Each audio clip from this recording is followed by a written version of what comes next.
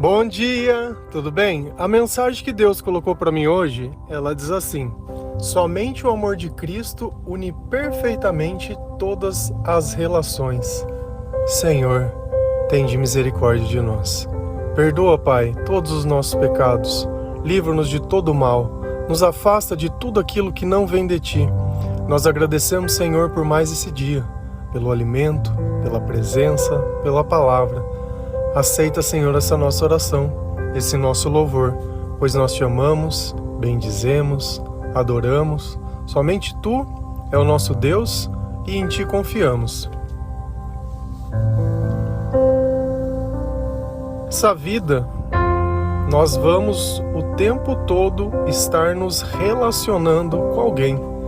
Seja com uma pessoa que nós conhecemos, seja com alguém da nossa própria família, seja com um estranho que nos atende em algum lugar. E isso é a base de tudo. Quando Deus diz, ame a mim sobre todas as coisas e o próximo como a ti mesmo, Ele está dizendo sobre essa relação. Ele diz também lá no comecinho da Bíblia, que o homem ia se fazer uma só carne com uma mulher. E assim, via de regra, a maior parte das pessoas começa a sua jornada de encontrar alguém.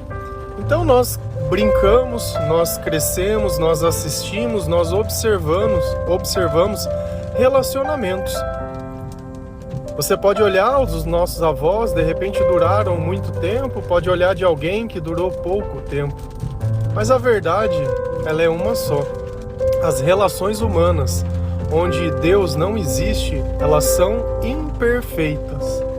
É complicado viver ao lado de certas pessoas e não é à toa que em diversas casas existem tantas brigas e tantas discussões. Muitas vezes nós ouvimos dizer que a minha casa é um inferno, mas dificilmente que a minha casa é um pedacinho do céu. Então, nós temos que entender também essas relações sem Deus, como elas serão. O que será que Deus fala sobre isso? Porque assim, Ele manda eu tomar a minha mulher e sair da casa dos meus pais. Tá, mas será que qualquer pessoa que fizer isso vai dar certo? Será que isso é uma garantia de Deus? Que se eu tomar alguém, tirar da casa, né, e levar... Vocês estão ouvindo um barulho, mas é da chuva, tá? Então, se a gente ir lá na palavra de Deus, em 1 Coríntios 7, versículo 28... a palavra do Senhor, ela diz assim: mas eu gostaria de poupar vocês dos problemas de cada dia que terão na vida de casados. É uma coisa que é certa e é bíblica. A vida de casado vai ter problemas. Então, se você acha que você vai casar e simplesmente vai ser mil maravilhas, não vai. Para você ter uma ideia, se você ir lá em 1 Coríntios 7 e ler esse capítulo inteiro, Paulo, ele está dando conselhos sobre o casamento. Ele fala até sobre a sexualidade do casal. Então a gente tem que perceber que se ele encontrou necessidade de falar sobre isso, é porque de alguma forma alguém teve esse tipo de reclamação. Ele diz assim, olha, que os dois não se neguem. O homem, o corpo do homem não é dele, mas é da mulher. E o corpo da mulher também não é dela, mas do homem. Então ele fala assim, vocês só vão não ter relações se os dois concordarem com isso. E muitas vezes, num relacionamento, isso se torna um instrumento de barganha. Tipo, eu sou casado, mas ele não tá do jeito que eu quero, não tá dando o que eu quero, então não vou fazer. E aí sabe o que você faz? Você abre brecha pro diabo, vem dentro da tua família, vem dentro do teu relacionamento e pau. Porque assim, uma coisa é fato. Quando Cristo tá na nossa vida, nós não temos esse tipo de mentalidade de troca. O amor, ele não é uma troca. A primeira coisa que eu aprendi dentro da igreja é justamente isso, amar sem nada em troca. Porque se eu amo em troca de alguma coisa, isso é interesse, isso eu não preciso de Deus para fazer isso. Mas será que Deus, quando Ele disse pra gente tomar uma mulher, Ele também estava dizendo, olha, eu preciso estar com vocês para que isso dê certo. Agora, eu acho humanamente difícil e quase que impossível um casal ele conviver sem a presença de Deus sem acabar se sacrificando nesse processo. Por quê? Porque sempre vai ter desentendimento, sempre vai ter uma rotina, sempre vai ter contas, sempre vai ter um monte de coisa, é filho para cuidar, é casa. O que a gente não pode se esquecer, a primeira coisa é, a pessoa que você está, ela não é uma pessoa para você dividir as suas contas. Isso faz parte, mas essa não é a razão de tudo. Nós temos que tratar as pessoas que nós nos relacionamos como amigos. A diferença entre a pessoa que você é casado e o seu melhor amigo é que você vai ter relação sexual com ela. E essa é a diferença. Porque senão, daqui um pouco o relacionamento fica apenas sendo pautado nisso, em cobranças, em coisas que precisam ser feitas. Cara, isso é extremamente chato, né? Você casa com uma pessoa e você quer ter aquele começo como se fosse um namoro mesmo sempre. Você quer ter intimidade com essas pessoas. As pessoas, elas têm desejos, elas têm vontades, né? Então, eu sei que conforme o tempo vai passando, né, as pessoas têm tendência a se tornarem mais relaxadas. Não se cuida, não se faz. E aí acaba, né, perdendo aquele charme do começo. E uma coisa é certa, se Cristo ele está na sua vida, né, se Cristo ele tem te capacitado dia após dia, dividindo a sua sabedoria, dividindo todas as coisas conosco, Ele também desperta em nós o desejo de cuidar, porque na palavra fala, amar a si mesmo. Então assim, eu preciso praticar o amor em mim também, que é esse cuidado, sabe, que é olhar. Porque na maior parte do tempo eu como mais do que eu preciso, porque de alguma forma minha mente está perturbada. Porque quando a gente come demais a gente fica passando mal. Não faz sentido isso. Não é por necessidade, é por descontrole. Então quando eu coloco cada coisa em seu lugar, né? Quando eu coloco Deus no lugar dele. E um dos maiores erros que a gente pode cometer é querer colocar o que a gente chama de amor humano no lugar de Deus. Aí acabou a vida, porque se aquela relação ela acabar, a sua vida acabou junto. Por isso que tantas pessoas, quando elas se separam, né, e a gente tem que entender, por que elas separaram? Porque elas não usaram as ferramentas que o Senhor deixou. E não adianta numa relação só um deles acabar buscando a Deus. Tem que ser os dois. O perdão ele é uma via de mão dupla. A gente praticar as coisas. Agora, se eu tiver alguém, quais são os tipos de problemas ou os tipos de comportamento que eu preciso ter para que essa relação ela se torne perfeita, para que ela dê certo? Se a gente vai lá em Colossenses 3, versículo 12 e 13, a palavra do Senhor ela diz assim: portanto, vistam-se de misericórdia, de bondade, de humildade, de delicadeza e de paciência. Não fiquem irritados uns com os outros e perdoem uns aos outros, caso alguém tenha alguma queixa contra outra pessoa. Então olha o que Deus ele está nos ensinando. Você quer que o seu amor seja perfeito? Você quer que a união que você tenha com as outras pessoas seja perfeita? Ah não, eu quero, esse é o meu desejo. Então Deus ele está dizendo assim, ó, vistam-se de misericórdia. Então a primeira coisa que eu tenho que entender é que muitas vezes eu vou fazer coisas por essa pessoa que ela simplesmente não merece. Ah, mas ela não merece isso. Mas eu quero zelar pela relação. E quando a gente percebe o amor que a outra pessoa tem, o cuidado, e por Deus estar junto, nós nos arrependemos e deixamos de fazer aquilo. De bondade, de humildade, de delicadeza e de paciência. Olha os componentes que são necessários para que uma relação ela se torne perfeita. Bondade, humildade, delicadeza e paciência. Vamos começar. Bondade, eu acho que a palavra ela é autoexplicativa. Eu querer o bem da outra pessoa, eu zelar, eu ter cuidado, eu querer ajudar, eu querer facilitar, né? Se a gente olha a humildade, numa relação, se um se sente maior que o outro, você não tem uma relação. Nós temos que sim ter admiração um pelo outro, mas que a minha admiração não coloque ninguém acima de mim, nem eu abaixo dela. Igualdade. Perante a Deus somos todos iguais. Deus nos ama da mesma forma, independente da tua classe social, independente da forma do teu corpo, independente do que você achar que seja algum tipo de vantagem. Você não é melhor do que ninguém. E dentro de uma relação eu preciso me colocar em igualdade com as pessoas indiferente. Aquela frase, você sabe quem eu sou, você sabe com quem você está falando, quem você pensa que é, isso daí é um prato cheio pro diabo vir sambar na tua cabeça. Porque você ouviu já Jesus dizendo qualquer uma dessas frases, sendo filho de Deus, tendo todo o poder, toda a honra e toda a glória? Ele nunca usou disso, porque não é necessário, tá? Não é necessário. Delicadeza e paciência. É fazer as coisas do jeito certo e na hora certa.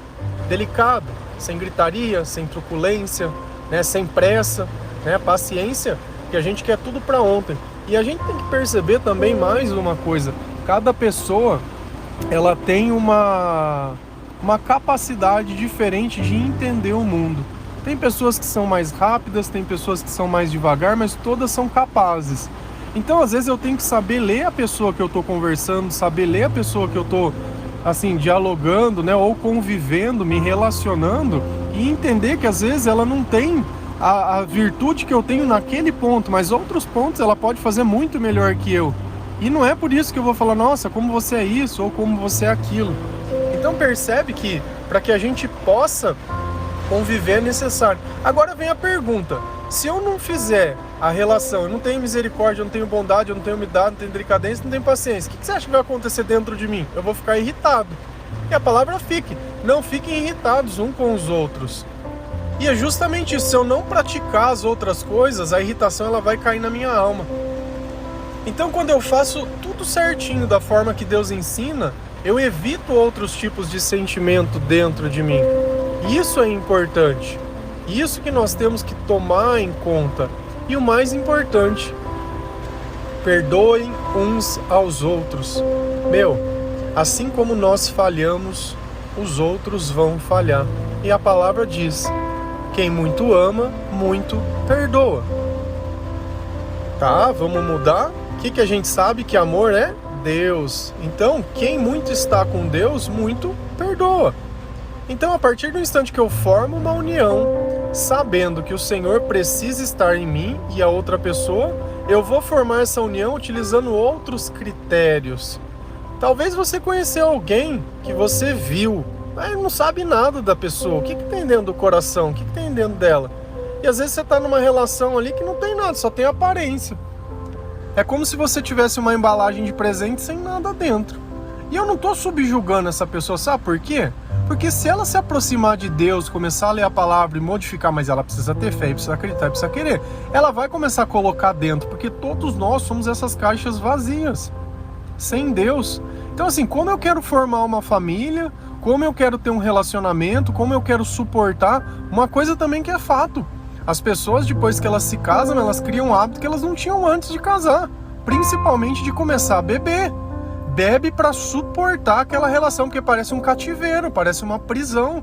E aí a pessoa quer ficar pra rua, quer ficar gastando, quer ficar comendo, quer ficar saindo, quer ficar fazendo um monte de coisa que não tem nada a ver. Começa a viver uma maluquice. Daqui um pouco é casada, vivendo uma vida que parece que é de solteira.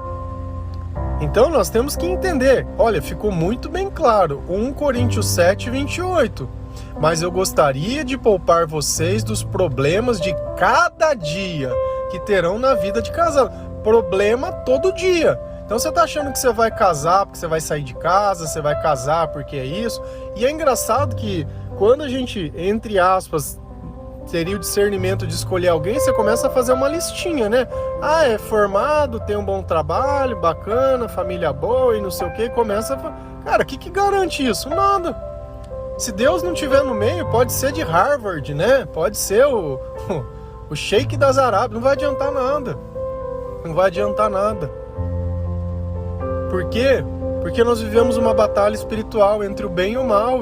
E se Jesus não estiver no meio, quem que vai te proteger? Ninguém. E aí, lá em Colossenses 3,14, a frase vai fechar.